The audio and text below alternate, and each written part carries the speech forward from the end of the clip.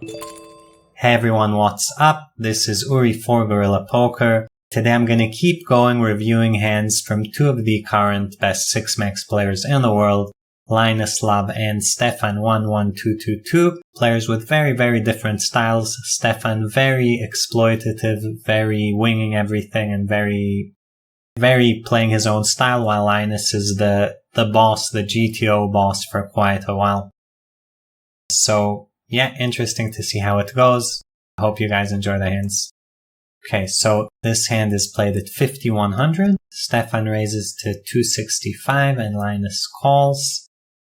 Kind of standard so far. Note that even though Llinus is sitting on almost 400 big blinds, the hand is effectively 100 big blinds deep.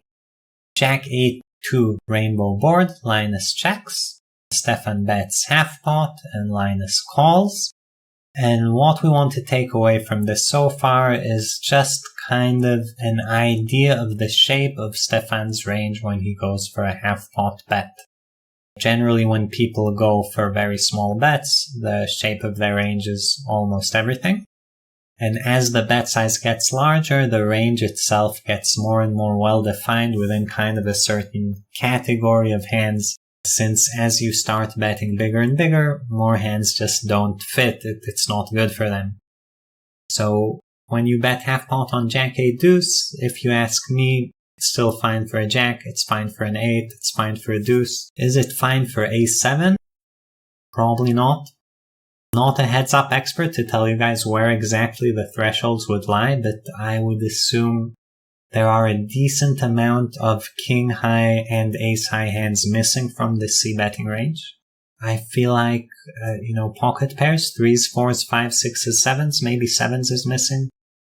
7s and 6s are going to be a bit missing. But then they might still be just about strong enough. When I look at a range and a sizing, I always try to think about the shape of the range. And this is it's a very interesting concept if you haven't thought about it, because let's say that we think this bet size limits the amount of ace highs and king highs Stefan can be c-betting, and then the turn is a king or an ace, or the river is a king or an ace. That might have a very big effect on the decisions that we make. So it's very important to stay focused starting from the beginning of every hand and try to kind of figure these things out. Okay, Jack of diamonds, and Llinus Donk bets for 10% pot, which Stefan calls. This 10% pot bet is trying to say the following thing. It's saying, because you bet half pot, you did not bet absolutely everything. I called. Now the Jack is kind of changing things. It's making your range a bit too air heavy. None of your bluffs improve to anything. It's also changing the kind of top range advantage that you had. Your aces, kings, queens are now devalued versus my trips. So everything becomes a bit more equal. And since Llinus's range is going to be generally more showdown bound, being the caller, while Stefan's going to have a lot more air or good hands, being the better, Llinus feels like, a 10% pot bet is going to put pressure on hands from Stefan, such as, for example, imagine a queen 5 type of hand, just denying those equity. So Llinus bets, Stefan calls, and we get the 8 of clubs river, so kind of unique run out. 7s through 3s, and every pair of deuces in both ranges are now counterfeited. Other than high pocket pairs, it's Jacks full of 8s, 8s full of Jacks, and then 2 pairs with ace highs and king highs. And this changes the relative value of hands a lot, and it's actually a very unique spot. And the more unique the spot is, the more people are going to misplay it. So definitely interesting to see what these two masters do. But very easy to overbluff, to underbluff, to kind of estimate your hand strength wrong, because it's not a spot we have too much experience in. So, Llinus goes for 1.5x pot bet. I'd say the threshold for that is probably roughly both. Something that beats ace high, I would say. Stefan calls. Llinus actually shows ace high and wins. So very surprising. Stefan presumably called like a king high or a queen high. All these hands are going to be kind of similar except for blockers, because Llinus is not going to be bluffing with a very high card. He's going to be bluffing with, pocket sevens, 9-7, that miss, those kind of hands. This hand is actually interesting enough, and the spot is interesting enough, and it's rare enough where I can't tell you guys I know more or less what's going on. I'm just pure guessing. I think it's worth taking a short look into a solver. Okay guys, so looking through a solver is something I haven't done in the channel for a while, so I'll try to make sure everything is clear for those of you guys less familiar with the program. So short intro, with a solver you put in sizes and ranges for both players. It's never gonna accurately mimic reality, and in this case I definitely do not have the same ranges as Stefan and Llinus, even starting out from the fact that Stefan opened to 265, which is not a size I've ever tested anything with. So I'm taking similar-ish ranges, and we're counting on the fact that, sure, your opening range is not going to look exactly like this, but it's close enough and all the big picture concepts are going to apply. And then if it's close, we say it's probably okay, and if it's not close, we say probably not, and we keep looking for big picture concepts. So yeah, Jack 8 deuce heads up, Llinus checks, Stefan bet half pot, and here you can see the range that the solver likes to bet half pot with, and kind of similar to what I was saying. You see 7s, 6s, 5s, and 4s missing from the range. This color means that they're checking. The reddish color means they're betting. And try looking at the hands again, because half pot bet, this happens 60% of the time. It happens quite a lot, and a lot of hands mix. It's really important to understand which hands don't mix. So, ace jack and pocket queens are always going to see bet. It's fairly obvious. But the hands that are always going to check, 4s, 5s, 6s, 7s, ace highs such as a6 and a7, king highs such as king 7 suited, king 6 suited, king 5 suited, king 9 suited. So roughly the region I was talking about. There are other specific hands, but then they're always a bit misleading, and this, you can get really deep into understanding this stuff, but it's not very important.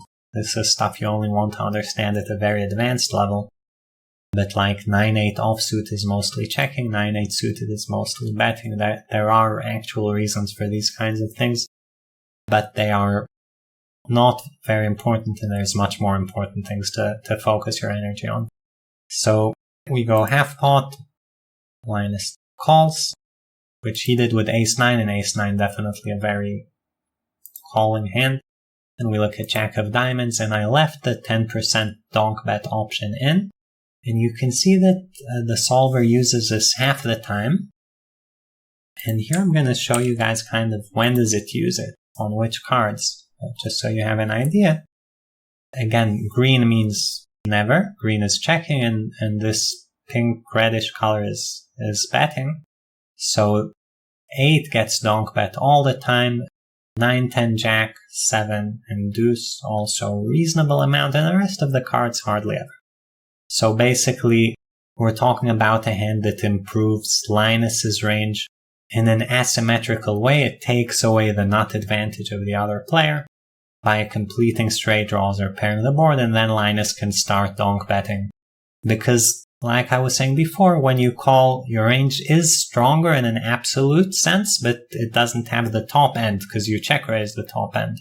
So you need these cards to kind of even things out again, to begin taking the betting lead.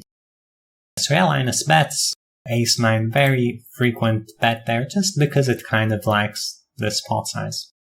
So, bet. Stefan should respond by raising a lot, obviously, calling some, folding some.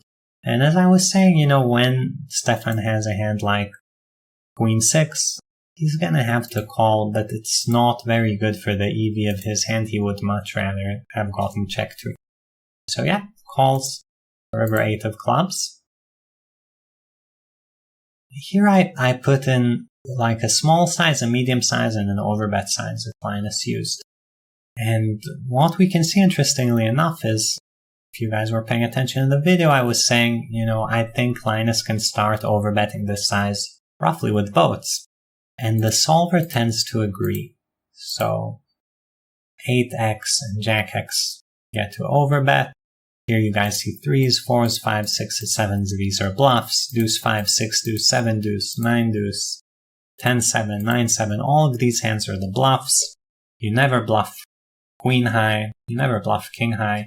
And you do get to value bet ace high, but not for 1.5x pot, which, just because it was Linus, I was sure I'm going to see him being right, but doesn't seem like it. Ace 9 according to the solver with these ranges, which I think in this context are close enough. You can check, you can go third pot, you can go 75% pot with similar EV. When you look at these numbers, this is how many dollars you make making the bet. But by overbetting, you actually lose 1 big blind worth of EV. So, minor mistake, kind of surprising. And I want you guys to pause the video for a second and think, could this have been done on purpose? And if so, why would you do it on purpose?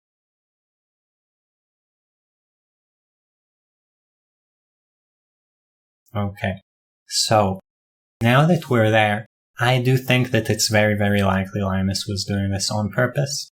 Just because it's so unintuitive to pick this size, and Linus is better and more practiced at theory than I am.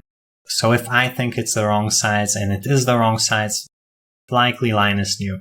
So why did he go for the overbet? And here I want you guys to look at the dynamics of this situation. You have a ton of hands that got counterfeited. 3s, 4s, 5s, 6s, 7s, deuce 3, deuce 4, 5 deuce, 6 deuce, 7 deuce, 9 deuce, 10 deuce, 9 7, 10 9, 10 7. You can't bluff all of them. It's too many bluffs. So potentially, this could lead to a kind of spot where an exploitative player like Stefan is just sitting there waiting to bluff catch against you. He's like, you know what? I think you're gonna overbluff. I'm not gonna randomize whether I call or fold, decide by some random number generator, but I'm just gonna call my bluff catchers anything reasonable. If you kind of look at what a solver would do when you overbet, a solver would sometimes call ace 10, sometimes fold ace 10, sometimes call king 10, sometimes fold king 10. Why would it always call king queen, by the way? Because of the queen being a good removal effect, because you're not bluffing with your queen, and king high beats your bluffs. So king queen would be a pure call. Something with a kicker that does involve the other player's bluff starts getting more dicey. Even pocket 9s and pocket 10s are supposed to fold just because of the interaction with bluffs, plus the fact that you're not supposed to do this with ace high, so reasonably they're not beating anything. So yeah, I think that probably Linus expected Stefan to call this spot too wide. And for that reason, he said, you know what, I'm gonna increase the size and the frequency of my value bets and expect to just get paid off. Which he did. We don't know by what, for what it's worth. For all intents and purposes, maybe Stefan called king queen. Or maybe he randomized a call with ace 10. No, then he would chop. Had to call king high or worse. So maybe he called king queen, that's a pure call. Maybe randomized a king 10 call. But who knows, maybe he called king 3, maybe he called king 4. He's gonna get here with a lot of king highs that are supposed to fold. He doesn't have to defend that often because of the boats in his range, and the overpairs and the ace highs.